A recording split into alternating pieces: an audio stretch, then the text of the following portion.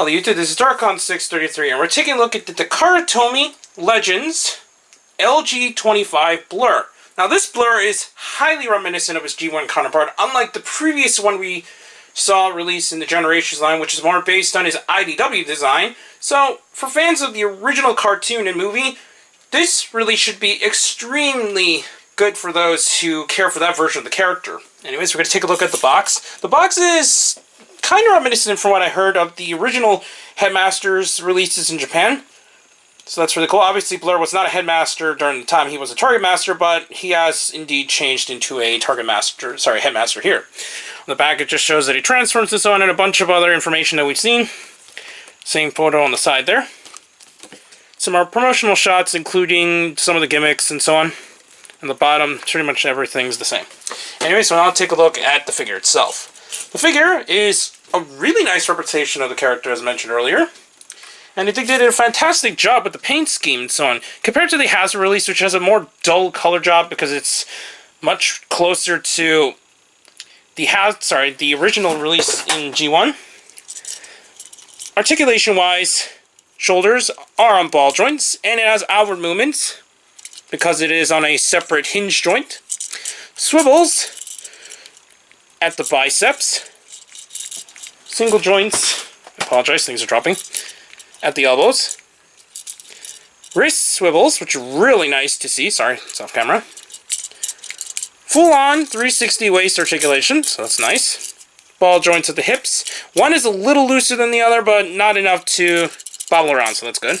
Swivels at the thighs. Pretty decent knee joints. And feet can pivot again due to transformation, but no other joints there. But otherwise, he can go into a variety of different poses, and I think they did a fantastic job in the design. And I forgot to mention the head is on the standard swivel joint that we've seen, and the Headmaster's on a ball joint, which allows the movement of the head, with no restrictions, so that's really nice. To transform him, basically we're going to remove the head, take out the gun, collapse, focus. I don't know why it's focusing problems today. There. Collapse these pieces here. I did forget to mention that this piece can be used as a shield. So just as a quick look, he can use it as a shield, though it's not accurate. Obviously the G1 toy can do it, but this is something that the toy can mostly do. So he can use it as a shield. You can actually plug this on the side as well, so you can give him a side arm shield as well. So that's really cool. We're just going to take it off, put it back on the piece here, since this is form into the front part of his vehicle mode.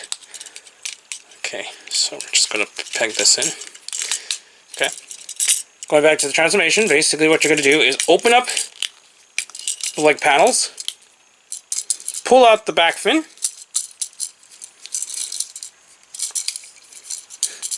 collapse this entire component. So it looks like this. We're going to peg them together. Next, what we're going to do is turn these around so that these face forward like that. Collapse them. Sorry, this detached. So collapse them inward using the separate swivels so that they get inside like this. So you got this so far. We're going to close up the panels and then push away the feet like so. Let's reconnect that. It keeps disconnecting. Before we do anything else, since this will actually become a problem if we don't do this first, you're going to open up the canopy and then push the Autobot symbol in the chest cavity there, and that will form the back part of the seat. Then you're just going to close it off, but don't push it in all the way because it will also cause some problems. We're going to plug this forward, snap in place. Then we're going to take these, and these will peg into an area right here. Basically, there's a peg on the panel in there. And this will plug over the peg that's over here. So I'm going to plug them together. And there we have Blurr in his Cybertronian car mode. And now we'll take a closer look at Blurr in his vehicle mode. In this mode, basically, he can attach the gun underneath, like normal. So it looks like this.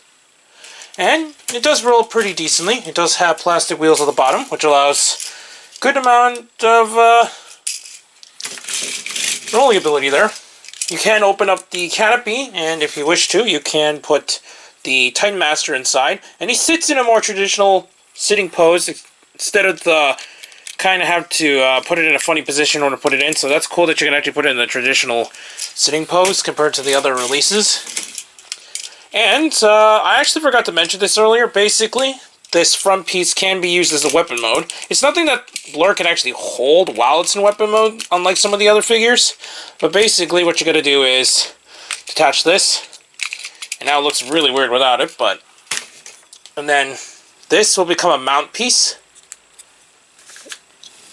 You just let this Titan Master sit in the seat. And now you got a mounted cannon, so that's pretty cool. So that's pretty much it for vehicle mode. However, we will now take a look with a comparison with the Generations Blurr we're going to look at now. So here we have Blurr, and here he is next to his older Generations release. And as you can see, they tried their best to make a new version since it is based on the original character.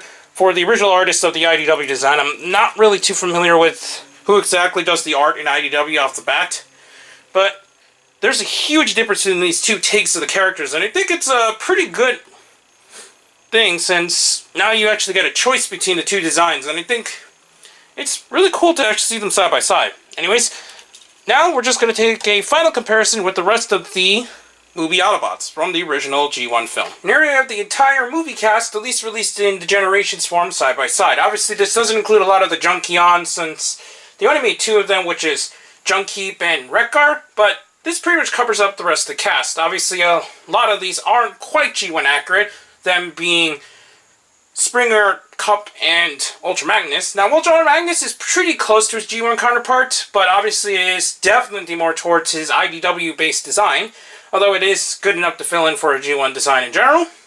Cup is rumored to get a new figure, so that's really cool. RC too, but I'm not too keen on that since this RC is a really good take on RC already. I don't really see a purpose of getting it, even to get one that has a headmaster, because if it doesn't have the same body sculpt, then it's just going to look weird. But at the same time, if it is the same body sculpt, then it's going to be a problem for those, including myself, who already got the original mold, since it's going to do more than this one can do in that sense. But I think they did a fantastic job recreating the team in movie form, especially during the year for the 30th anniversary for the film. So that's really cool that we got a new representation of the entire team. Blurr is still a really nice figure, and I highly recommend picking him up if you happen to find it. He is a lot harder to find because he is quite popular, and since he is released by Takara, it's a lot more limited than what we've seen with the release for Hasbro. But if you happen to find it in store somewhere, maybe from Big Bad Toy Store, TF Source, or some other online store, then I highly recommend picking it up. Anyways, please comment, subscribe, and check out Hero Club. Also, please check out Twitter under Darkon633, and don't forget to check the other channels down below. I'll be back with more Transformer reviews, but for now, I'll be seeing you YouTube. Bye.